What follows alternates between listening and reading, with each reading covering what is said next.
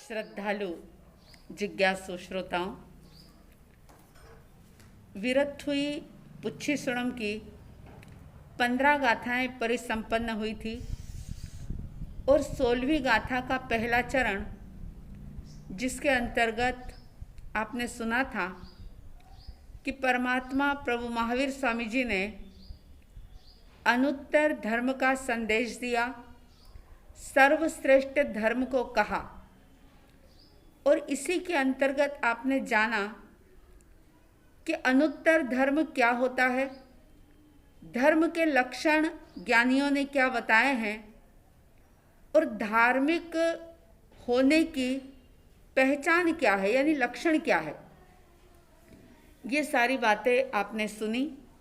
आइए अब 16वीं गाथा का दूसरा चरण, अणुत्तरम झाण वरम जियाई। श्रमण भगवान महावीर स्वामी जी ने अनुत्तर यानी कि सर्वश्रेष्ठ, झाणम यानी ध्यान और झियाई यानी कि ध्याया। भगवान महावीर स्वामी जी ने अनुत्तर धर्म का, सर्वश्रेष्ठ धर्म का उपदेश दिया और अनुत्तर यानी सर्वश्रेष्ठ ध्यान को ध्याया किया।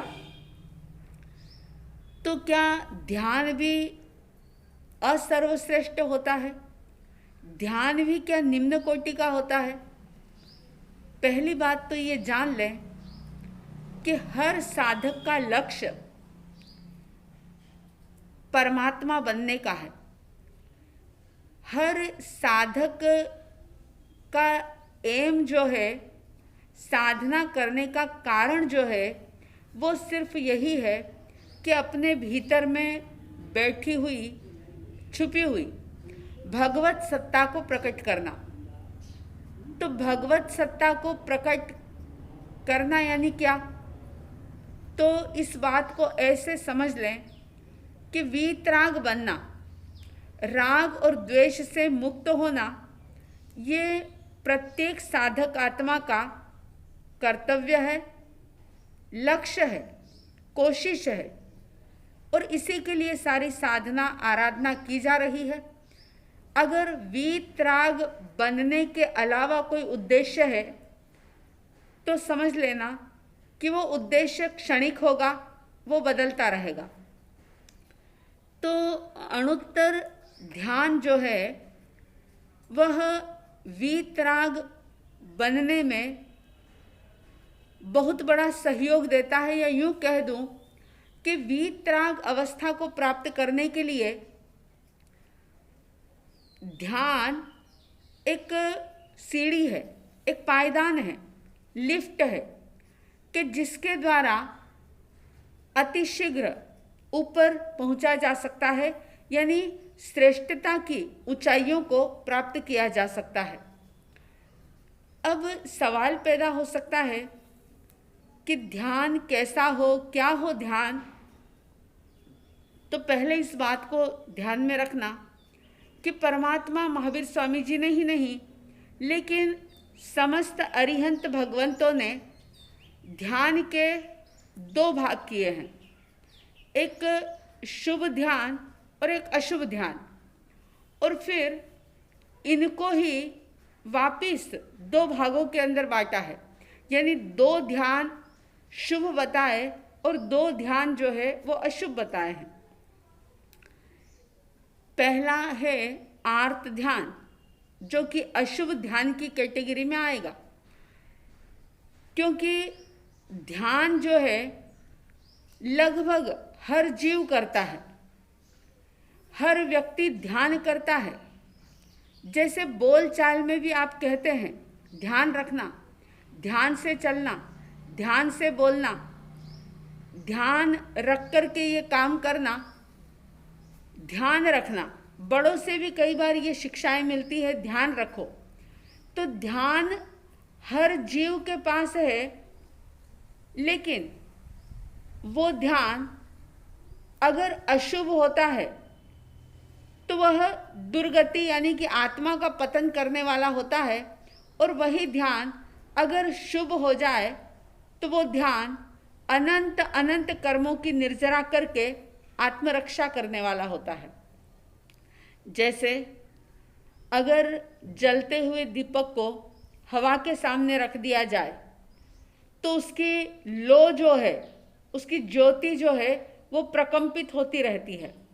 इसी तरह से जब दुनियादारी के बीच में, संसार के बीच में ये जीवात्मा रहती है तो आत्मिक ज्योति जो है वह भी प्रकंपित होती रहती है। यानी राग, द्वेष, विषय, विकार, वासनाएं भीतर में उठती रहती है और व्यक्ति दुर्गति का आरक्षण कर लेता है।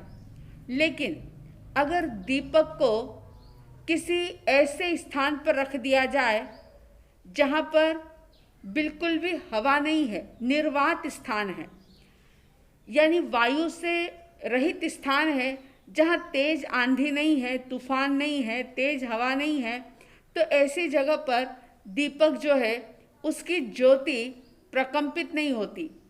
इसी तरह से जब हम ध्यान साधना के द्वारा अपने भीतर में प्रवेश करते हैं, आत्मगुणों का चिंतन और मंथन करते हैं, तो हमारी विषय वासनाएं, हमारे कषाय, हमारे राग द्वेष जो कि दूर होते हैं और हमारी आत्मा की ज्योति वह स्थिर होती है, प्रकंपित नहीं होती बल्कि स्थिर होती है। तो पहला ध्यान प्रभु ने बताया आर्त ध्यान। आर्त ध्यान, आर्त का मतलब होता है दुख। जब इष्ट वस्तु का, व्यक्ति का वियोग हो जाए, कोई चीज़ हमसे छूट जाए और उसके बारे में चिंतन करना, उसके बारे में सोचते रहना, ये आर्त ध्यान है।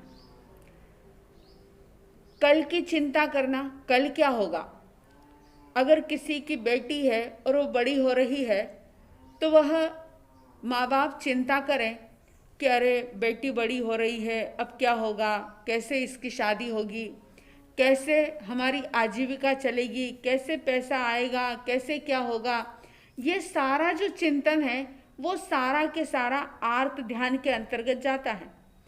और जहाँ आर्त ध्यान है वहाँ निरंतर निरंतर कर्मों का बंधन है। ये अशुभ ध्यान है। ध्यान तो है लेकिन ये अशुभ ध्यान है। अधिकांश जीवात्माएं आर्त ध्यान के अंदर रात दिन बिताती ही रहती है। किसी ने कुछ कह दिया और उसके बारे में सोचते रहना, किसी ने अपमान कर दिया और मन के भीतर में बदले का भाव रखना, ये होगा रौद्र ध्यान।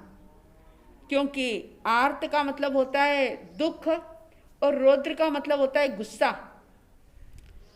और जब क्रोध में, गुस्से में व्यक्ति लाल हो जाता है, जब उसके हाव भाव बदल जाते हैं तो बोलचाल में भी कहा जाता है कि देखो कैसा रौद्र रूप धारण किया है इसने। रौद्र का मतलब है बदले की आग में जलते रहना। बरसों पहले की गई कोई एक अपनी शान के खिलाफ की बात आज तक भी दिलो दिमाग में रख करके उस व्यक्ति के साथ वैर का संबंध बनाते रहना, उसके विरुद्ध षड्यंत्र रचते रहना, ये सारा रौद्र ध्यान है। और ये रौद्र ध्यान, आर्त ध्यान जो हमें नरक और तिर्यंच गति देने वाला है। तो सावधान, आर्त ध्यान, रौद्र ध्यान ना हो। कब कब हो रहा है, सजगता लाएं। परमात्मा ने ध्यान को तप बताया और ये कह दिया कि ध्यान सर्वश्रेष्ठ तप है। आप जानते हैं 12 प्रकार के तप में ध्यान का 11वां नंबर दिया गया है।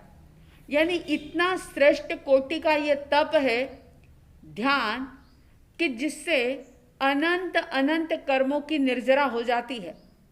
लेकिन वो कौन सा ध्यान? तो परमात्मा कहते हैं अशुभ ध्यान नहीं, शुभ ध्यान।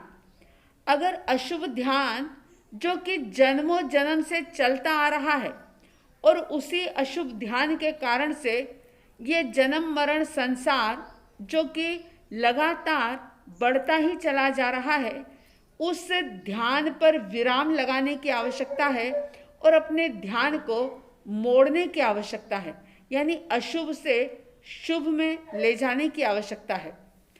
तो शुभ ध्यान क्या होता है, धर्म ध्यान और शुक्ल ध्यान क्या होते हैं, और कौन सा ध्यान हमारे कर्मों की निर्जरा कराएगा, इस बात को हम देखेंगे।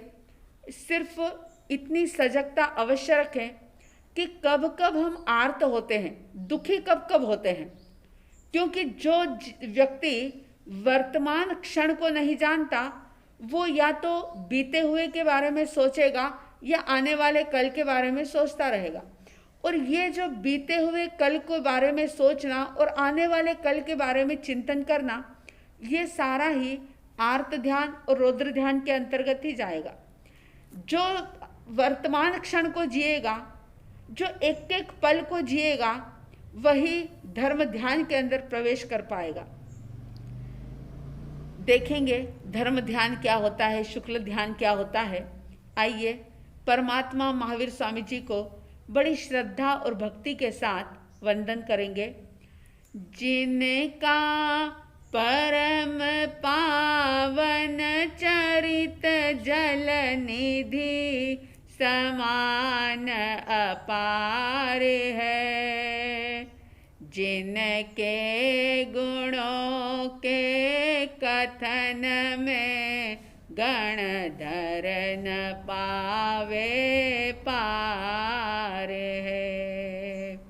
बस वीतराग विज्ञान ही जिनके कथन का सार है, उन सर्वदर्शी सन्मति को वंदना शतबार है।